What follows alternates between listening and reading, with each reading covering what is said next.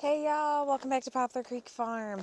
It is a cool afternoon here in upstate New York. We have gotten quite a bit of snow over the last 2 weeks, week and a half, 2 weeks, and it's also been extremely bitterly cold and icy. I'm trying not to fall right now, but this is our snow pile right now. But what I wanted to show you guys is the start of our pig hut. So this is one of 3 pig hutches that we're going to do. So we decided we're going to do 3 right now because we can move these between we're going to have 3 pastures being used at each time. So we can move these. I will have 1 gilt probably the first winter to farrow, 2 to 3 after that. We will build more as we need them. But this can work for both just winter or for summer structures, getting them out of the rain, out of the sun, and then we will enclose a little bit more in the winter. So the top is going to have metal roofing on it. The side is going to have, it's like plywood, but it's like siding look. Actually, it's what's on our shed, whatever that is called. And then in the front, it'll be open. It'll all be open in the summer, but then in the winter, we will pretty much block it off except for like a small portion where they can go in and out. So it'll block the wind and the cold and everything else. And we will put a creep in there. And the ones that we will farrow in, so probably all of them just because if we may farrow in any one of them, we're going to put a latch, like a hatchet or a little peek hole in the back. So right here, this piece will come up. It'll have like hinges, and then we'll be able to pull it up so that I can look into the back and look in to see if there's been any piglets born, how they're doing, if they're warm enough, sex them without getting in with the moms or getting in mom's way, because sometimes pigs, not always, but sometimes pigs mamas are a little protective when they have their babies, and I don't want to risk getting hurt to check on the babies, but I want to be able to check on them for sure. Oh, it is cold out. Are you excited to have piggies? Yeah. What do you want to name them? I don't know. You don't know? You're your baby. I don't know either. I'm so excited to get these pigs though, and I cannot wait. We have to look at them. Yeah, we gotta see them and name them, right? And then name them. Yeah, that makes sense. I cannot wait to get pigs because I think it's just like, I don't know, it makes me feel more like legitimate. Like I'm a legitimate farm if I have pigs. I mean, I already have chickens.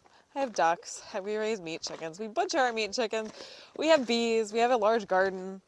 But I don't feel legitimate. I need my pigs to feel legitimate.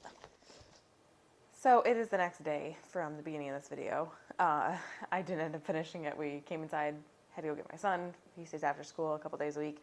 And so I had to go get him and just didn't get a chance to finish it. But we are going to, so with those pig structures, we are going to be building one every few weeks, maybe even like every month right now, because we still have time. We're not getting the pigs until, and we only need one in the very beginning, but we're not getting the pigs until April or May. It'll depend on when they're actually born.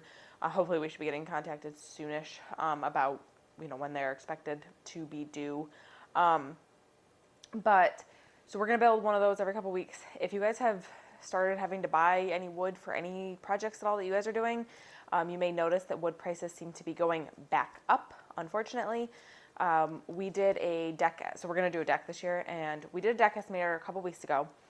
The first time I did it, I realized I did the measurements off of what we were actually going to do. So we made it the full size the second time, and it was up obviously a little bit more from the smaller size, which makes sense. Well, then we decided, no, we're going to shrink the deck back down because it's a big deck we were going to do, and we just don't really need that big of a deck. It just kind of takes up yard space. And so I shrunk it back down, and it was $2,000 more than the smaller deck, or than the bigger deck had been a few weeks before. So wood prices are definitely going back up. So we are just kind of like spreading out the cost of building these structures, and that's why we're only doing 3 of them. We were going to do 6 of them. And if wood prices happen to come down a bunch, we may build more this year, but until wood prices come down, we are not adding more than 3 because we can, like I said, we can add things to these to make them winter structures. We're going to add a front to them. We're going to add a creep for the farrowing. we're going to build them to accommodate anything that we need and then customize as needed. So we're not going to put the creep in there until we are going to be farrowing, and we're not going to put the winter front on it until it's winter, obviously. So we'll kind of adjust things as it goes, as we go. And we'll just move them between two pastures. We're not going to like move them all over the place, but it'll kind of go back and forth between two different pastures. It'll be a 2-person move. They're definitely heavy. They're not light. They're 6x8. Basically, we made them 6x8.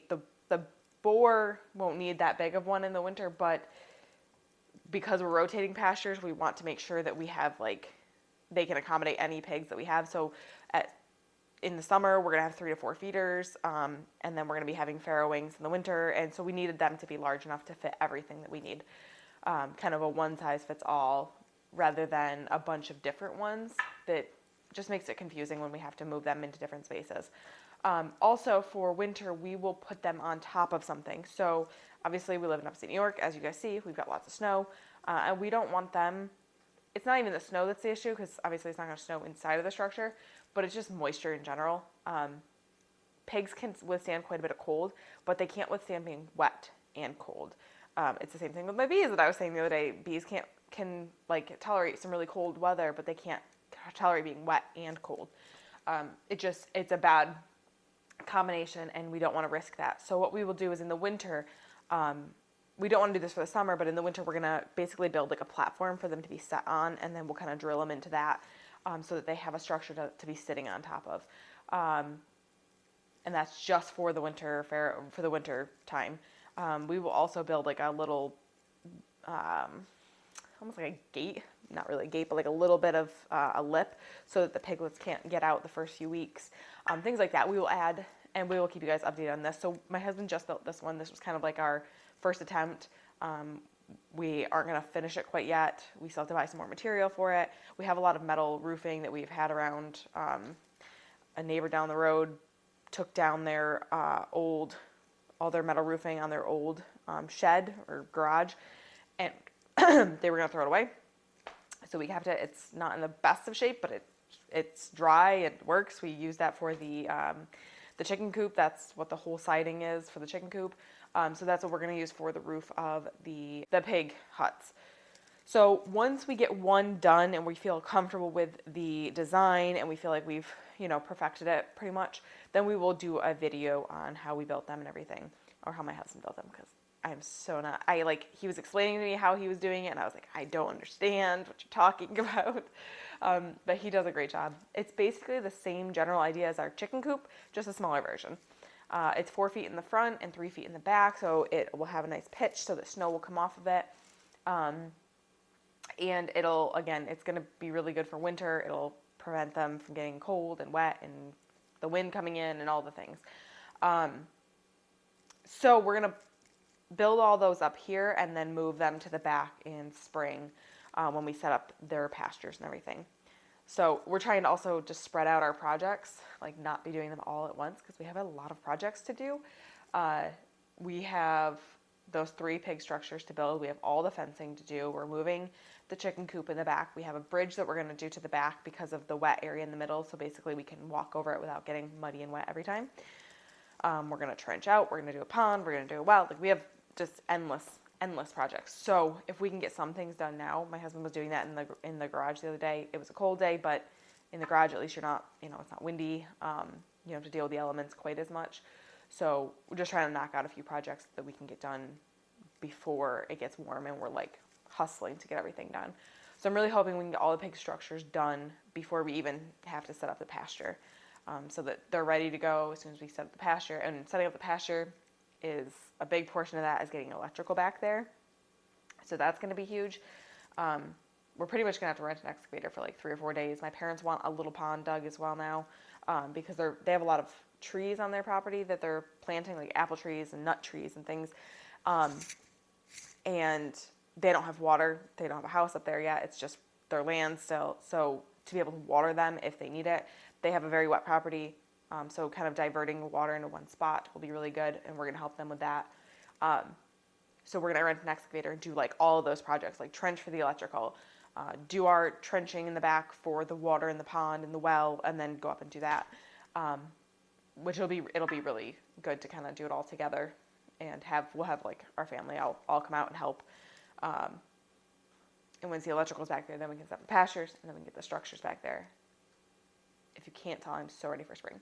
But we will keep you guys updated, obviously, on all our projects as we go. We just wanted to get one structure built before we showed how we do it, because we want to make sure that it was something that like we liked the design of, we liked the way it worked, and that it didn't, you kind of have to do it once. You have an idea in your head. My husband draws it out and everything and kind of figures it out, but until you actually do it, it's hard to totally picture. So thank you guys for hanging out with me today. Remember, we're growing today for a better tomorrow. Please like and subscribe and join me on the next one.